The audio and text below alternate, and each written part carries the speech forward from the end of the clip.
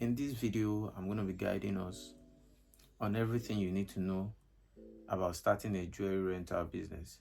Watch this video to the end, because at the end of this video, I'm going to be sharing how we can make profit from this business. What's up, guys? Welcome to RAF Finance. So, jewelry rental business is a very lucrative business, and there are so many reasons why this business is lucrative. One of those reasons is because people like jewelries. Many people wear it for different reasons. Now, in as much as some people love wearing jewelries, many of them do not like to own it, as owning a very good or quality jewelry might be expensive. Now, many people look at the business from the aspect of the capital needed. But hear me out. In this business, this is what you're going to be doing. What you're going to be doing is you're going to be supplying customers, clients that need to wear jewelries. You're going to be supplying these jewelries to them, and they are going to be paying you a specific amount to use that jewelry for a while, hoping that by the time they are done with the outing or the occasion they have, they will return these jewelries to you.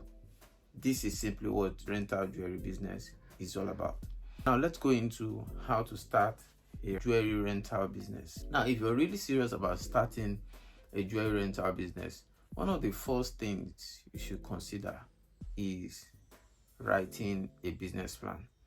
They say if we fail to plan, we plan to fail. Now, there are so many benefits of having a business plan when it comes to starting a business like this. One of the benefits you stand to gain is the fact that you know the capital that will be needed to invest in this kind of business. Aside from that, you also know some other factors like things you'll be needing to make the business successful. Are you going to be able to rent a shop, peradventure a nice location where you can attract customers? Are you going to be needing, a particular set of customers to patronize you? You will need to also conduct your market survey. How many staffs you need to employ? You need to also be informed on where you'll be sourcing your jewelry from, the reliable seller that you'll be sourcing your jewelries from. And you also need to know, are you going to be buying these jewelries and you're going to be renting them to your customers or clients, or rather you are going to be an intermediary, that is, being an agent between a jewelry company and clients? So this is the reason why you need to get a business plan. If you cannot write a business plan, it is best you get a professional to write it for you, as there are so many things that needs to be noted, so many checks that need to be done when writing a business plan. Now, if this has been sorted out, the next step for you is to assess the competition. When we mean assess the competition, of course, in your business plan, you have done your business survey, and your business survey has pointed out so many things you need to know about the market. But let us now nosedive. Let us go into assessing the competition. So, what is this market like in where you are willing to establish this business? Are you establishing the business in Asia? Are you establishing this business in Africa? Are you establishing this business in the West? All this you need to know. If you're establishing this business in the West, how welcoming will this business be, both to your customers and those that will be willing to invest in the business in future? Is the business a profitable venture? Are there many businesses like this? Or you're going to be the first business to start in this area? These are the things you need to know. You need to understand your competition, and you need to know what your competition is not doing, so that you can bring something special to the market, so that you can bring something that gives you an edge. If you're done doing this, the next step you need to do is to get advice from experienced entrepreneur. I don't know if this is your first business, but if this is your first business, you need this step more. because being an entrepreneur is not a day's job, and it's going to take time for you to adapt to the business environment. It's also going to take time for you to understand the business. In fact, it takes time to understand what a business is generally before you can even understand what a jewelry rental business is.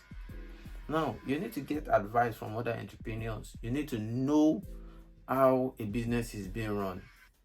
You need to know what price or what are the charges you charge your customers. All this comes when you seek advice from other entrepreneurs, especially people that are operating the same business that are similar as you.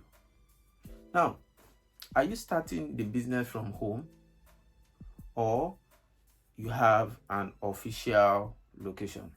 If you're starting the business from home, this means you need an avenue at which you show your business to your customers. This means you have to create an e-commerce store, or you have to advertise online to attract customers. So if you're getting an official location, there are also so many factors you need to consider. How much will it cost you to get a shop? How much will it cost you to build in security? Remember, you are into jewelry business. How much will it cost to get staff that will be able to handle your business first, at least for the first 3 months or 6 months of business? Yes, these are the questions you need to ask yourself. Let's quickly look at how you can make profit from a jewelry rental business. There are so many ways you can make profit from a jewelry rental business. If you're trying to reduce your capital and you're trying to increase your profit, is when you're newly into this business, you shouldn't try and buy jewelries first. Yes, I said this. What I want you to do is to try and make sure that you look for jewelry business in your area. Now, there are so many jewelry business in your area that will be interested in these opportunities, especially those that don't sell new jewelries. I'm very sure when you bring the idea of they renting their jewelries to you, they would accept this. So what you have to do is to make your findings, do a detailed business proposal, and send to these jewelry companies.